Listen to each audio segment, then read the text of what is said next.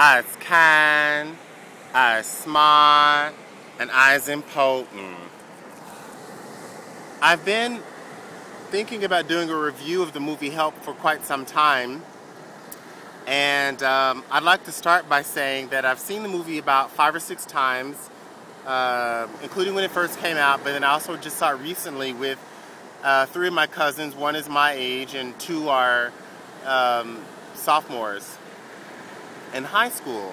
And so I'm sitting there with 3 black women, 4 black women, 1 aunt actually, so 4 black women, 3 different generations. And one thing that you should know about this review is that it is biased. My grandmother is from Alabama, my maternal grandmother, and whew, it's cold.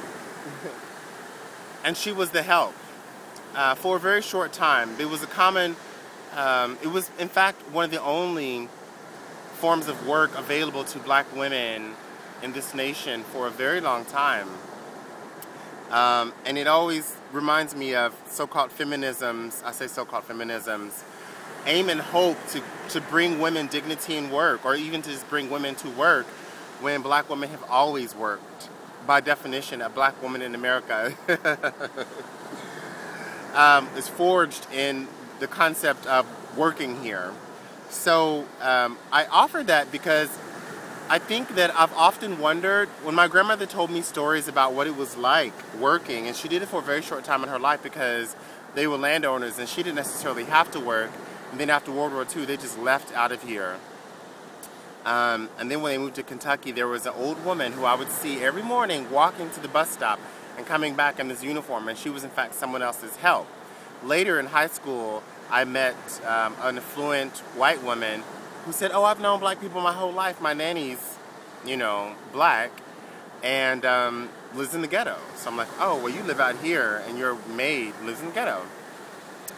And so I've often wondered, with the line I started with, I was kind, use important, with that in the story, when do those white children who are raised by black women, sometimes even wet-nursed, when and how do they become the monsters of white supremacy that all of those women were in the Help, except for the poor few who, like the woman who wrote the book The Help, both in real life and the fictional character in the book.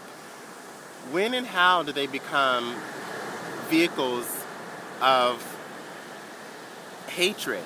And I'll give you a story. I was recently participating in a 99% movement rally in the southern part of the United States. I won't say where because I don't want to give away this person's identity. She'll give herself away. But she's a white woman who lives in the South now. And she was telling me, I asked her, why, we were talking about how things got so bad and this 99%, even though it's quite obvious that we are the 99%, all of us. How did it get so bad that we lose sight of that? And she said, it's been going on since slavery and we've been bullied into silence. And I want you to keep that in mind, bullied into silence, as you think back about the movie The Help. Abilene's first employer, or I guess she was the only employer in that movie, when she denied her friend the right to just speak with Abilene about being the help, my cousin, the 15-year-old, she was like, she's weak. And I think that you saw a lot of that in The Help. A lot of weak white women who, not only were they living their lives through fear, but that in turn made them vicious towards themselves, each other, and everyone around them. And that's what came out clearly in The Help, is that white supremacy is bad for everybody, including white people. It's not just that white supremacy hurts black people. And it's something I've always said about even just reading slave narratives, is that what kind of monster does that, as a, in addition to the victims of the violence of slavery and all of that, but what kind of monster do you have to be to do that? To become that kind of person that can perpetrate emotional and physical and sexual violence or tolerate it around you. And you have to be a bullied person by fear into silence. And so there's a lot that we as Americans stand to learn from talking points around The Help.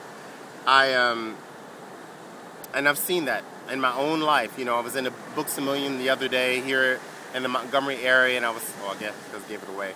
And I was talking to one of the workers about why all of the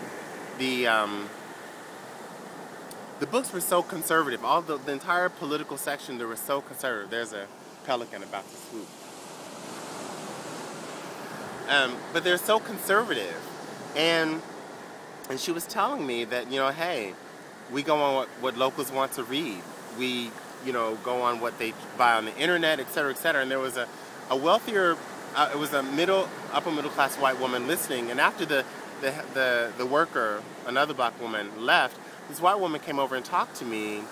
And she was telling me that she was from the north and she had moved down there and she had always tried to have an integrated lifestyle, but, you know, the people that she lived around made it very difficult for her. Almost to the point where I got the impression that she just, in a sense, gave up. And she was saying that her adult son saw the movie The Help and found it unrealistic until she had to explain that, sweetie, it really is what it's like. And so I ask you, I say this is a review of the movie The Help, but it's really a review of us as Americans. Is it springboard for us to talk about gender, race, and class again? Is it, you know, my grandmother told me stories about that era, and I've often wondered, what do white families teach their young people about that period of time? How is that taught? And the fact that we're such a divided and polarized nation would indicate to me that it's not really taught a lot. The fact that I can go to a multicultural school and not be taught this kind of history, and be taught history, you know, from a conservative white perspective by the most well-meaning people, indicates to me that people really have not had these kinds of conversations at home. Even though I do, and even though I think lots of black families have had some of these kinds of conversations because it has meant our survival. Woo! The tide is getting high. Just froze myself to death. But as we grow into adulthood, how do we learn to see each other? And what lessons do we teach at home? And we saw at home that everyone was taught to stay in their place. And you saw the wealthy white woman who was the real monster, the one who had all those commodes placed on her yard. She was a real monster. She was really the one who ate shats. She was the real one who was just, you could just see that she didn't love anything about herself, and therefore she was catty. She was bitchy. She was the one that the other woman feared, but she feared herself more. And so I ask of you, what really do we stand to gain by being so divisive? By not being honest with ourselves and honest with others. We are all kind. We are all smart. We are all important. And if anything you saw from The Help is that those people who hired, those white people, those white families in Jackson who hired those black women, and many of them gave total control of their children, of their households over to these women, they thought that they were smart, they thought that they were important, and they thought that they were kind. And yet they didn't treat them like they were smart and kind and important. And in fact, they treated them like they projected their own fears onto the other, to the point where they wanted to build an outhouse, a toilet outside, because even though the black woman could cook for them, could wet nurse their babies, they weren't fit to sit on the same commode. That hypocrisy is something that we still see in American politics today. When we talk about private versus public goods, you know, how do we take care of one another? How do we use government spending on public resources? You know, I'm looking at the frothiness of this ocean. I'm at the Atlantic Ocean. Whose responsibility is it to make sure that this frothy, oily mess is on top of the ocean? Whose responsibility is that to make sure that that's clean? And I wouldn't leave it up to, you know, to Exxon, Shell, BP, or any of them, but that's what we've done. Because we can't get together, because so many of our private wealth is a result of public fear. The reason why private schools are so big in America is because of integration, racial integration of public schools. And so families that could, wealthy white families that could, took their kids out.